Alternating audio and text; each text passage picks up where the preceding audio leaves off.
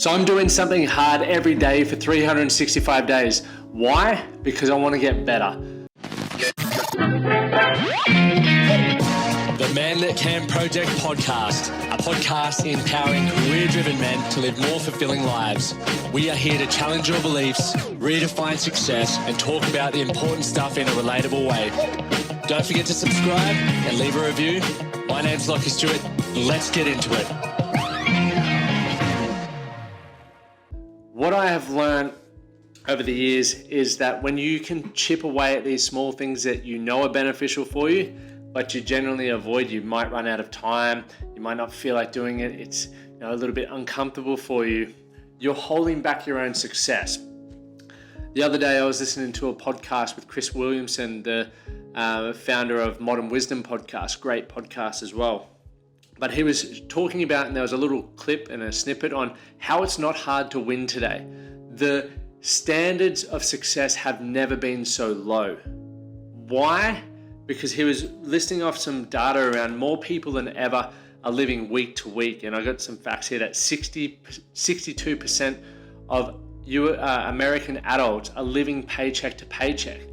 That to me highlights that if there was to be a significant financial event pop up, that would probably ruin them, right? And we all know what it feels like to be stressed financially. You make poor decisions, you snap at your partner, and the list goes on. So it can tear down so much more than many people think. That's why it is so important to get on top of your financial education. And there's never been a better time with the resources available through YouTube, paid courses, and programs, etc.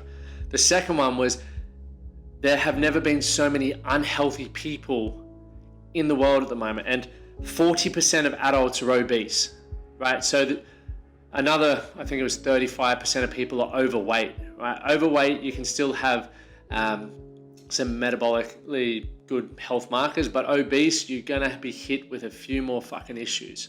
So I think the fact that we're trying to applaud people for being obese is not a good conversation to be having. I think we should encourage people to live healthier lives, because for whatever reason, people end up in situations, and I'm not one to judge on that because I've had my own challenges, much like all of us have. But what I desire for myself is to be the best version of myself and live the healthiest and longest and most enjoyable life possible. And I understand what that looks like for me. And it will be very different for you. But I feel like we should be having the conversations and bringing it to people's attention that where a lot of people are is because of the experiences and the environments and the upbringings that they've had. And it may not be where they want to be. But so many people have been beaten down so much, they don't know any different, and they've found comfort in habits that aren't necessarily leading them to be better. And I don't believe, people who are obese are having the best quality of life and really happy with what they see in the mirror and not being able to walk up the stairs. And once again, I could be completely wrong. But that's what I believe if I was there. But I do believe we need to be compassionate and empathetic for those people and support them to get to where they want to get to, because if 40% of American adults, and I would imagine Australia's very similar, you're probably not going to be around for the majority of your children's life or your grandchildren's life. You're probably not going to be able to have a lot of fun experiences with your children because you're limited by the way that you've looked after your health. And for me, that's sad, and something that I want to champion, helping men get better as well. And it's one of the reasons why within our academy, we do so much stuff around health. We have the program because I believe the stronger you are physically, the more confident you are in your body, the more likely you're going to do other things that better improve your life, which will make you a better husband. It'll make you a better father. It'll make you a bloody better bloke. Okay? And so I'm not ripping on anyone. I'm just stating my thoughts, and I believe that if you're in that position, that's okay. Society hasn't been set up to help you win. I truly believe that. If we were really being set up to win, we would be getting taught more about eating properly and health and obesity and money and mindset and all of these things that are actually practical to us being happier, healthier, earning more money, having better relationships. We would get taught that at school, but we're not. But you're listening to this for a reason, or someone may have shared this with you for a reason because they care about you and I care about you.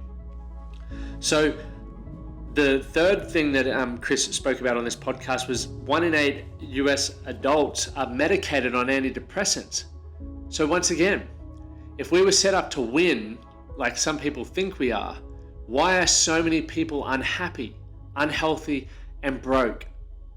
That's a question that we should be asking ourselves, and a question that if you're in that position or in one of those areas, what can you do to change that? I personally don't get bogged down on too much of around the why, because it's too big a fucking problem for one person to have an impact on. I want to impact myself firstly and the people in my circle. And I hope that, if you're listening to this, you impact yourself from what you're learning, and then you impact your circle. We all have these ripple effects. But if we understand that the reason why it's probably happening is we're not being educated on the things that we have, we probably don't have the best habits and things available to us. So if we go, okay, that's that. In order for me to change that, I have to accept that I'm at fault here. You may not be because of what you've been taught, but let's just assume that you are. Now you can change it. And this is where doing hard things comes in, because people have become so soft and so easily offended that that's what's keeping them stuck. That's what's making them live with huge anxiety. That's what's taking away purpose and connection. So a few years ago, I came across the 75 Hard program. Now, I've never done the 75 Hard program. The reason why is it just looks too insane for my lifestyle. I've got a business, I'm married, and I've got hobbies and stuff that I want to do. The way that I've seen it run, I love the idea of it. I think it promotes great habits, but it's a lot of time. For people who don't maybe have as much purpose or things going on in their daily life, it's a great way to really refocus and dial in on yourself. But what then happens after the 75 Hard when you get all this time back?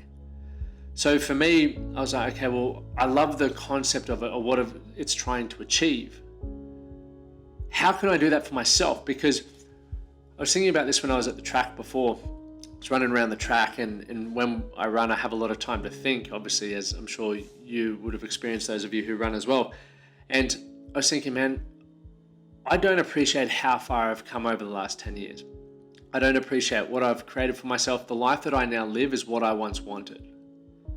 So I've become so comfortable living the life that I wanted to live. Am I slackening off? And I know I'm not, because I'm already doing this challenge, but it made me think about other people. Do people hit their financial goals, get married, have the children, do the things that we thought we would do, that we then just slack off? Is that why more people are medicated than ever? Is that why divorce rates are so high? What are all these reasons that could be leading to that? And something that doesn't need to be too difficult is just doing something hard every day. So it could be just looking at it like this.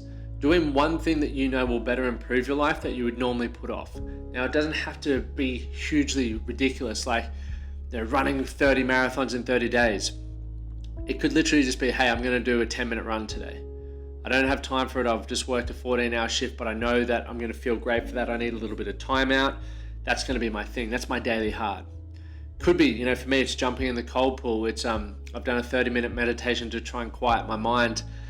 Stretching, just the things that I know that are going to better improve my life that I may not necessarily prioritize, but I'm doing that for 365 days, and I'll probably continue after that, because what it's helping me do is shift my approach to doing the hard things. People avoid it, and there's a great book called Eat the Frog, which promotes wanting to do the hardest thing first so you don't avoid it, because in the beginning of the day, you're obviously most energized, you've got the most focus, you've got the most willpower, so get in and get it done. If you push it off to the last bit of the day, there's plenty of excuses that can get in the way. Life can go pear-shaped, a heap of stuff happens, and more than likely you're not going to do it.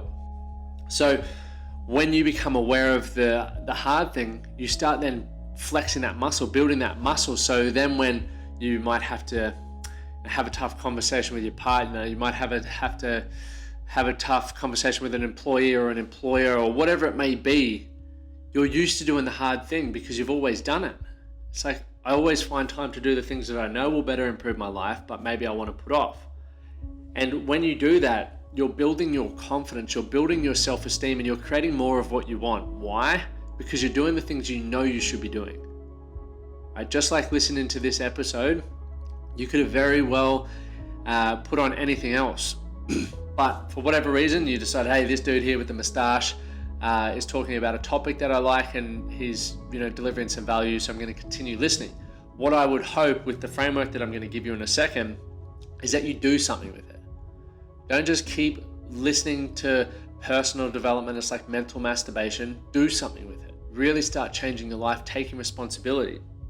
And that's when you'll shift that mindset. You'll go more from that fixed mindset around, I can't change it. I can't do anything about it. The economy is this. No one likes me. Whatever it may be. So, okay. And when you take a growth mindset, you start looking for conflict resolution. You start solving problems. And the biggest thing I've learned, I learned this a while ago, but it just clicked for me the other day. Whenever you solve one problem, there's another problem around the corner. And it's like levels in a video game. You might solve one problem. Once again, when I first started in business, I wanted to earn $1 million and I wanted to create freedom, yada, yada, yada, which you guys have heard me talk about. But once you start ticking off some of those problems, you can become complacent. You go, I've done what I wanted to do. But if you look around you, there's definitely always more to do. And the way I look at it, and I speak with clients a lot, some who have a lot of money, it's like, okay, that's awesome, but how's your health? Or how's your relationship? Oh, my health, I just not fit anymore. I get puffed running up the stairs, or I don't like how I look when I get in the shower. I'm just overweight, and my missus doesn't want to have sex with me anymore. I'm like, okay, well, maybe the new level for you is maintaining your business success. So we maybe need to become more efficient, have a new manager, or whatever it may look like. And that'll then give us some time for you to focus on your health. When you get your health back, you're going to have more energy and vitality. You're going to make better decisions. Your mood's going to be better. Your business is going to grow. Your relationship's going to improve again. And so there's always new problems for us to solve. And I think that's a really important part of this growth mindset is mastery never stops. It's pillar 6 within the Strongman Value Academy, mastery. When you know what you want, you know what skills you need to develop, and whenever you continue developing these things, a new thing pops up. It's why there are chapters in books. It's why there's frameworks in processes, because there's always the next thing. And when you're in control and you know what you want, you know which level's coming next, right? So I do believe it's, once again, never been an easier time to win. And if you're listening to this, I believe you want to win. You maybe just don't have the right people to teach you that. And that's where I believe I add a lot of value to people's lives. But you got to want to win. You got to keep your spot in a team. This is a very important part. So if you are complacent in life, and if you are where you wanted to be, look at it as a team, right? You may have your wife or your family, but you hold a position in that team. It could be the breadwinner. It could be supporting the children, whatever that looks like. But week in, week out, you've got to earn your spot, is the way I look at it. And I'm not trying to scare you into this saying your family's going to leave you. But why people grow apart is because they stop doing what they need to do to show it with value. We all know this, and there's no point sugarcoating this. If you don't get value from people or things, you stop paying attention to it. Same happens in your relationships. So you need to think about that. How am I going to continue earning my spot on the teams that I am part of? Whether it's family, whether it's with your mates, in your lifestyle, with yourself, with your health. Am I being the best team player? What do I need to do to keep doing that? And that's, once again, coming back to doing these hard things. It keeps you focused on that. When I run, I'm doing something good for my health, but I'm also giving myself time to think about other things. When I'm taking time to meditation, I'm slowing down, allowing my body to recover. Same thing. Learning and sifting through all the crap going through my head. When I'm jumping in the ice bath, I'm wanting to decrease the time between when I decide to do something and actually doing it, because in that space, man, that's where a lot of my overwhelm and anxiety happens. So if I can minimize that, I don't feel as anxious and overwhelmed. So it's something that you'll all benefit, and I hope that's making sense for you. And if you have questions, make sure you just interact in the comments there, or if you're on the podcast, do that. But one cool thing that I'll close this off with, because I have been filming, I think I'm on today's day 29. By the time this comes out, I'm not sure what day I'll be on. But other members within our academy have been inspired by it. Mick, who you guys will see me sharing a lot of his videos, is doing the same thing. He owns a mining company, very busy guy, has children and a marriage, but wants to start doing that daily hard for him. right? Yesterday was his day one, and his first thing was just overcoming the fear of being seen and recording a video sharing what he's going to do. That's his daily hard, and it's going to continue to evolve. So I want you to think, what is your daily hard?